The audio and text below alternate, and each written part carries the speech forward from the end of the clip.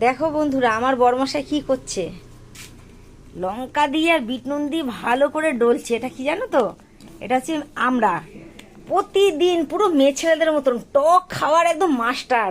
ফুচকা দাও, ফুচকা খেলে মানে একবারে 50 টাকার ফুচকা খেলে নেবে, টক জল ভরে ভরে, তাও আবার।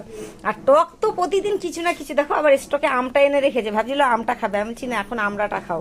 আমটা আবার রোজ দিন একটা না একটা মাখা, টক মাখা। আর খাবে কিরকম, দেখো কাজ করতে করতে চলে এসেছে। ঘরেই কাজ, যারা জানো তারা তো জানোই যে ঘরের মধ্যেই থাকে সারাক্ষণই, ঘরের ভিতরে আমাদের নিজেদের কারখানার মধ্যেই কাজ করে। যে নুন কম আছে, হেভি হয়েছে। আমার তো টক দেখলেই কেমন হয়, খেতে পারি না। একটা যদিও খাই দাঁত পুরো টকে যাবে, তারপরে আর সারাদিন কিচ্ছু খেয়ে শান্তি পাবো না। কিন্তু খেতে ইচ্ছে করে না যে তা না, দেখে খেতে ইচ্ছে হয়, মনে হয় খাই একটা। দেখি এক পিস খেয়ে কেমন মেখেছে।